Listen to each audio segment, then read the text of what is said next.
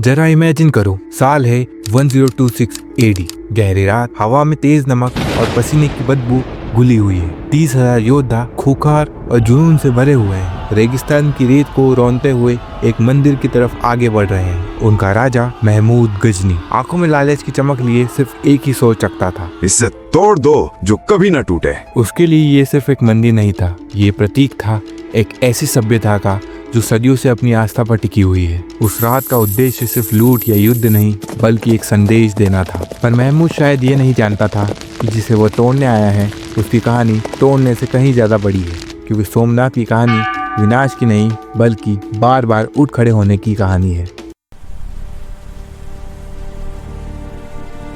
सोमनाथ को समझने के लिए समय में काफी पीछे जाना पड़ता है। उस युग में जब धर्म सिर्फ पूजा तक सीमित नहीं था, बल्कि जीवन का एक केंद्र था। पुराणों के अनुसार चंद्रदेव अपने श्राप के कारण धीरे धीरे अपनी चमक खो रहे थे और मुक्ति की तलाश में कई स्थल भटके। प्रभास पतन में, जहां आज सोमनाथ मंदिर स्थित है, उन्होंने भगवान शिव की कठोर तपस्या की थी और यहीं उन्हें अपनी खोई हुई शक्ति वापस मिली। इसलिए भगवान शिव सोमनाथ के रूप में यहाँ पूजे गए। सोम यानी चंद्र के नाथ, यानी सोम के नाथ, इसलिए यह सोमनाथ कहा जाता है। इस कहानी के पीछे सिर्फ रिलीजियस फीलिंग नहीं थी, बल्कि एक डीप साइकोलॉजी थी, विनाश के बाद के पूर्ण जन्म की। हिस्टोरिकल व्यू से देखें तो सोमनाथ एक ऐसी प्लेस पर लोकेटेड था जहां रिलीजियन और ट्रेड एक साथ कनेक्टेड थे।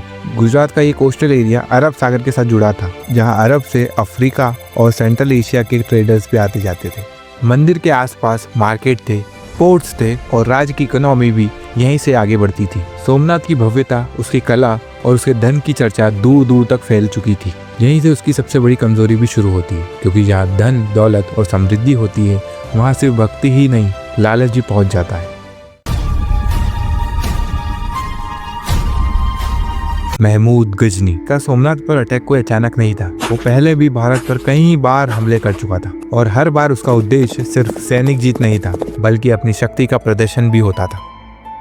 सोमनाथ तक पहुंचना जियोग्राफिकली बहुत डिफिकल्ट था। रेगिस्तान, पानी की कमी और लंबी वाटर सप्लाईज, और फिर समंदर के किनारे पहुंचते ही बिल्कुल अलग एनवायरनमेंट बन जाता था। फिर भी सोमनाथ की फेम और पॉसिबिलिटी इतनी ज़्यादा थी कि महमूद इस रिस्क को लेने के लिए रेडी हो गया था। हिस्ट्री बताती है कि उसके लिए सोमनाथ एक ऐसा प्रतीक था जिसे तोड़कर वो अपना नाम अमर करना चाहता था। 1026 AD की उस रात जब गजनी की सेना सोमनाथ के पास पहुंची, मंदिर अपनी रोज की क्रियाओं में व्यस्त था। भक्त पूजा में लीन थे, पुजारी अपना कर्तव्य निभा रहे थे और किसी को अंदेशा नहीं था कि एक बड़ा तूफान आने वाला है। जब अटैक हुआ तो मंदिर के गार्ड्स ने पूरी क्षमता से फाइट किया।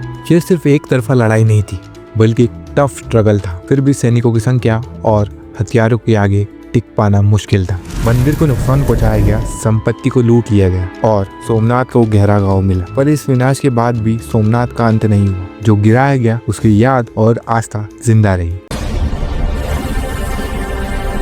सोमनाथ पर 17 बार अटैक होने की बात अक्सर सेंटेंस बनकर रह जाती है, पर असल में ये 17 अलग अलग युगों की कहानी है। हर टाइम का अपना पॉलिटिकल बैकग्राउंड था, अपनी शक्ति की लड़ाई थी और सोमनाथ अक्सर इन सब के बीच में आ गया। कभी दिल्ली सुल्तनत के दौर में, कभी बाद के शासकों के समय। मंदिर को या तो नुकसान पहुंचाया गया या उसका स्वरूप बदला गया। कहीं मूर्तियां हटाई गई, कहीं इमारत तोड़ दी गई और कहीं किसी और रूप में उसे बदलने की कोशिश की गई। लेकिन हर बार जब सोमनाथ को तोड़ा गया, उसके बाद कुछ लोग ऐसे थे जो फिर उसे खड़ा करने के लिए गया है। कभी राजाओं ने इस जिम्मेदारी को उठाया, कभी व्यापारियों ने अपना धन लगाया और कभी आम भक्तों ने अपनी श्रद्धा से मंदिर को जीवित रखा। इस तरह सोमनाथ एक स्थिर ढांचे की तरह नहीं, बल्कि एक जीवित परंपरा की तरह जीता रहा। 17 बार का मतलब सिर्फ 17 बार हमले नहीं, बल्कि 17 बार उठ खड़े होने की क्षमता थी।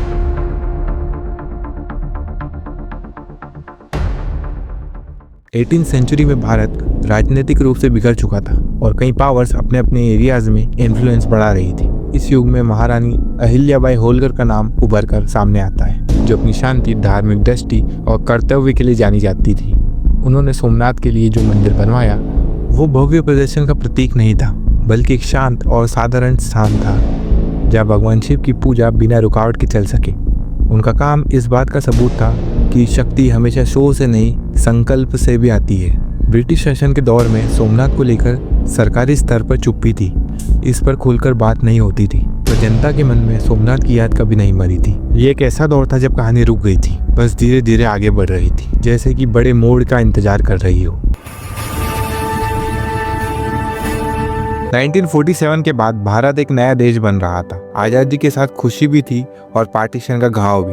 सरदार वल्लभ भाई पटेल ने सोमनाथ के रिकंस्ट्रक्शन का विचार रखा। उनके लिए कोई धार्मिक राजनीतिक मुद्दा नहीं था, बल्कि नेशनल सेल्फ रिस्पेक्ट का सवाल था। सवाल ये था कि एक आजाद देश अपने इतिहास के जख्मों से भागकर आगे बढ़ेगा या उनका सामना करके उससे सीखेगा। 1951 में जब नया सोमनाथ मंदिर तैयार हुआ तो उसका उद्घाटन भारत के राष्ट्रपति राजेंद्र प्रसाद ने किया। 1956 में पूरी तरह बनकर तैयार हुआ सोमनाथ मंदिर। उन्होंने यह स्पष्ट किया कि ये मंदिर किसके विरुद्ध नहीं, बल्कि अपनी संस्कृति और इतिहास को स्वीकार करने का एक प्रतीक है। आज का सोमनाथ मंदिर पुरानी कला और मॉडर्न इंजीनियरिंग का संगम है, जो समंदर के किनारे खड़ा है, तूफानों का सामना करता हुआ और भी स्ट्रॉन्ग होते जा रहा है।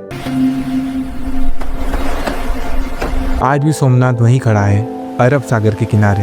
लहरें आती जाती हैं, हवा बहती है, समय आगे बढ़ता है। राज्य आए और गए, साम्राज्य बने और मिटे, और सोमनाथ हर बार गिर कर खड़ा हुआ। ये कहानी सिर्फ एक मंदिर की नहीं, बल्कि उस फेथ की है जो बार बार टेस्ट हुई और हर बार स्ट्रॉन्ग होकर निकली। सोमनाथ इस बात का प्रूफ है कि जो चीज़ स्टोन से बनी है उसे तोड़ा जा सकता है, पर जो चीज़ बिलीफ पर बनी है उसे डिस्ट्रॉय नहीं किया जा सकता। और शायद इसीलिए जितनी बार सोमनाथ को तोड़ने की कोशिश की गई, उतनी ही बार उसे ये याद दिलाया गया कि कुछ चीज़ें होती हैं जो कभी नहीं टूटती।